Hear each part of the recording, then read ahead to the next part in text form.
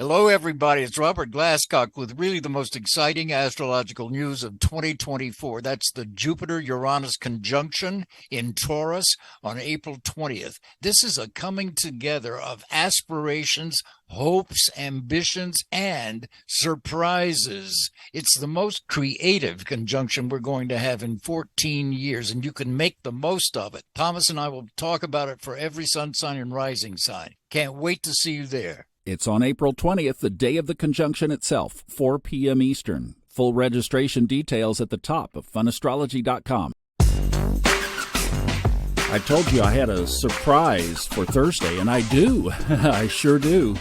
We're going to listen to an excerpt from the Book of the Moon today, and I have an even better surprise. In early May, I'm interviewing Stephen, and we'll hear from the author himself about the book. And the interview itself will take place on a day that he chose based on the moon. And speaking of, it enters Virgo today at 10:10 a.m. for those of you numerologists.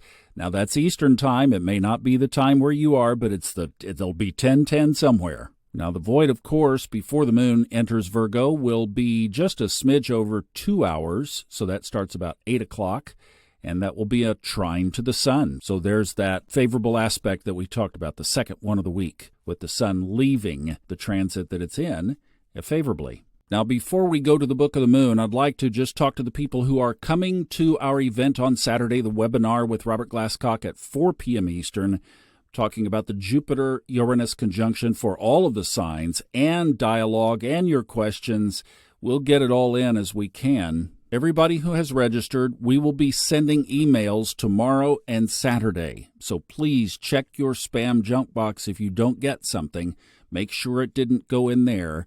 And I think what I'm going to do is create a backup on Zoom. We're intending to use StreamYard.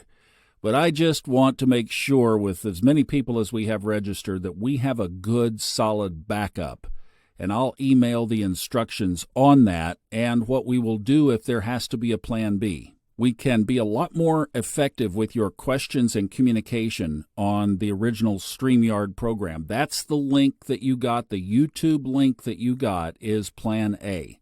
I'm just saying, if for some reason something happens, I just want a plan B. Then those of you who are not able to make it live, there will be a recording. It will be probably Saturday night that you'll get it. You'll be able to download it. That's for everybody. Everybody that registers gets the replay as well and the download. So I'll be communicating through email. Make sure you get them, and we'll see you Saturday afternoon. And yes, you can register right up to the time of the event. Just go to funastrology.com. Now, I had fun digging back into the well and coming up with another section from Stephen Forrest's The Book of the Moon. Would love to have you listen to this little stretch. 12 and 13. 12 signs in the zodiac and 12 months in the year. This pleasant symmetry puts smiles on the faces of astrologers. But people who enjoy taking the wind out of astrology's sails often like to point out that there are actually more like 13 lunar months in the year. Now, you've really got to read the fine print with this one. What kind of quote-unquote lunar months do they mean? When we consider the sidereal month, the cycle of the moon through one complete turn of the zodiac, our critics are correct. That approximately 27-day cycle does repeat slightly more than 13 times in a year. But as we pointed out earlier, the return of the moon to 14 degrees Capricorn, 42 minutes, or any other particular degree, does not have the visual or emotional impact of a full moon. Our ancestors were surely much more aware of the moon's phase cycle than they were of the moon returning to stand next to a certain star. Before electricity, before there was anything but firelight, a full moon was a big deal. We could see at night. We could dance. We could make love under it. Quote-unquote, returning to our senses literally always makes us better astrologers. And to our senses, it is the synodic cycle, not the sidereal one, that clobbers us. There are indeed just about 12 synodic, phase-to-phase, months in a year. The exact figure is 12.368746. Another way to say this is that there are about 12 full moons in a typical year.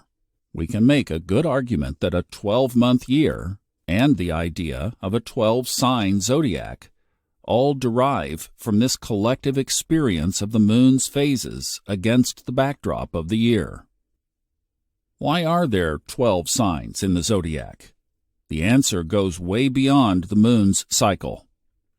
The area is very rich and brings us into the interplay of astrology and physics. I explored it in detail in my 1993 book, The Night Speaks, a meditation on the astrological worldview.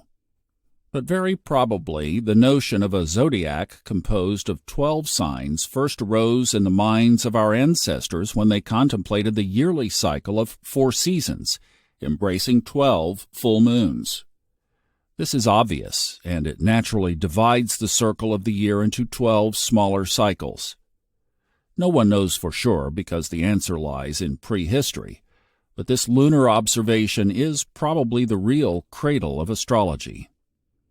By the way, the standard elementary textbook explanation of why there are 12 signs is that the sun, moon, and planets, quote-unquote, pass through 12 constellations of stars on their way around the ecliptic.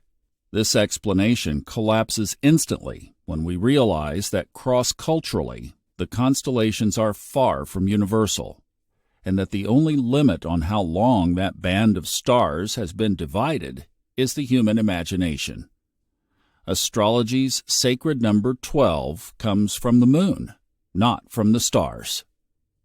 And keep in mind that you do not have to have a subscription to Audible to buy a book from Audible. They make it look like you do, but you don't. Basically, just go to Amazon and buy it over there and don't do the subscription piece. Or you can go to Apple Books if you have that. Well, everybody says the biggest astrological event of the year is upon us this weekend. So enjoy the energy, and we'll see you tomorrow and then set everything up. Merriment on Saturday as usual, and then the webinar Saturday afternoon. So looking forward to it. We'll see you guys. I love you. Have a great day. Bye.